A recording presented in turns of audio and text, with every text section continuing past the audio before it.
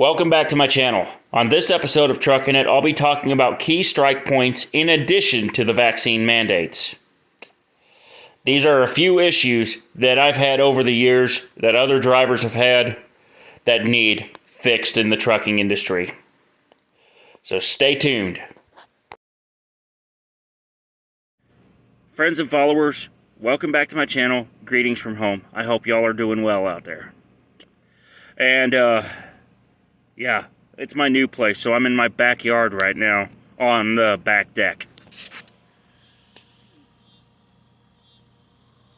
You can probably hear the crickets chirping in the background. Or maybe the tail of a rattlesnake, depending on how close he is to me.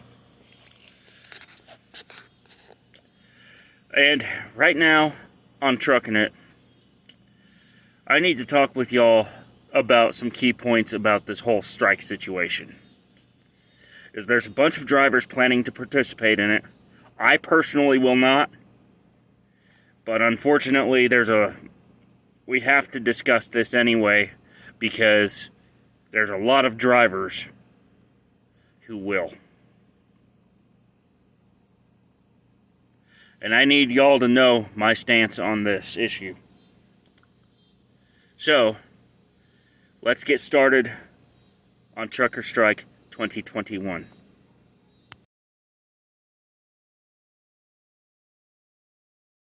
Okay, welcome back to Truckin It. I'm your trucking host, Trucker Zach Bell.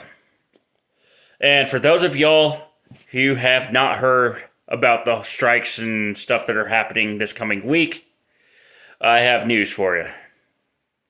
There's a lot going on. I'm going to provide a link down in the description below, courtesy of CDL Life, where these strikes and slow rolls and such will be happening over the next couple days. Here's some strike points I want you to consider before you go out and decide if you're going to do this.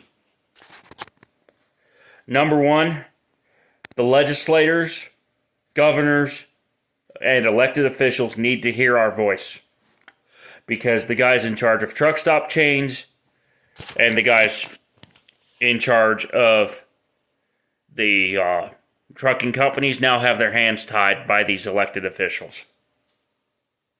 In particular, a certain elected official in Washington, D.C., who has been in Congress a long time, and then later became vice president, and then obviously in his current job title that starts with a P and ends with a T. He needs to hear us, because the people he's appointed to be in charge of some of these agencies are not addressing the issues like they should. Another big problem is driver pay. With rents going up and affordable housing not being available to a lot of people, it's now taking a salary minimum of $60,000 a year just to afford a basic home.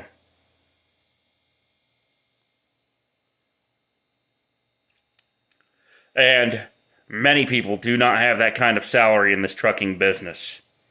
So what do? They either have to get married to a working person, or they have to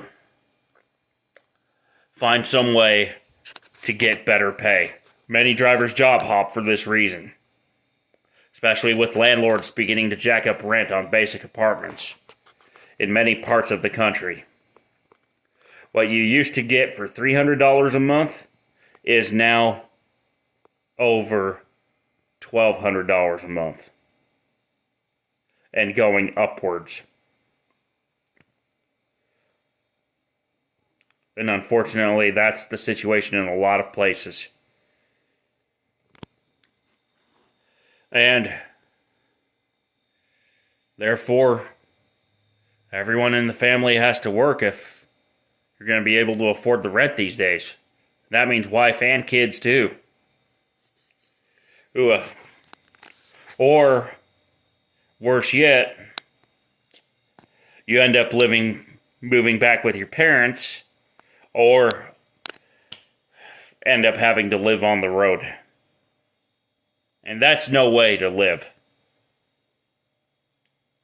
So wages definitely need to go up for truck drivers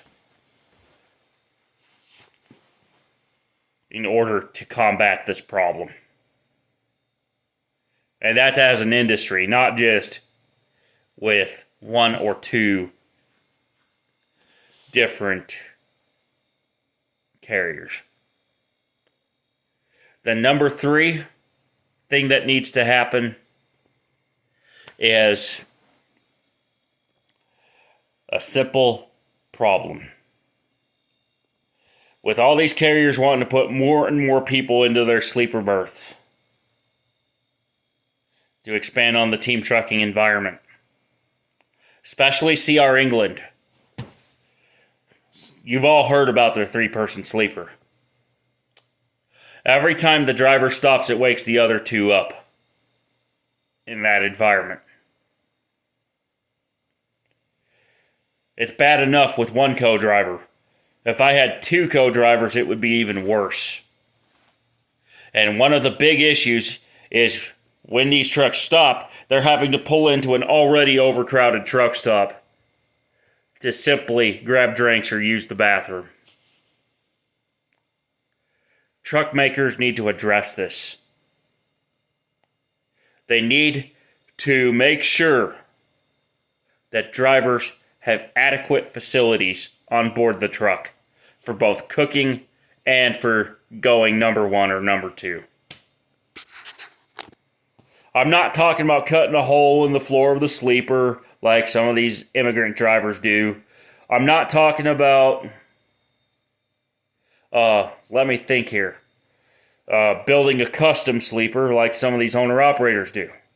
I'm talking about these trucks from the factory need to be equipped with an onboard restroom and galley, as well as the closets and the sleeper. One suggestion I have for these trucks that are extra wide, like the Freightliner Cascadia and the Volvo VN, is that the manufacturer could actually get rid of the XL portion of the twin XL bed and move the closet back to there, and then put a restroom in place of the current closet. That's just one idea, though. And with electrification on the horizon, we may end up going to a model like that anyway, because it takes forever for electric trucks to charge currently. And by forever, I mean way more than the 5 or 10 minutes it takes to fuel up a diesel tank. And this ties back into the parking situation I already mentioned, where these truck stop operators need to greatly expand their parking. If we're going to have an electric rig future, we need to make sure that there's adequate parking, adequate facilities, and adequate pay for all drivers. That's my stand. And let me know what you think down below, because the future is almost here. And it's a pretty bad future if we don't adapt now. I'm Trucker Zach Bell. This has been Truckin' It. And until next time, keep learning, keep thinking, keep on trucking, and let's get these politicians to listen to us, as well as trucking company officials and truck stop operators. Bye for now.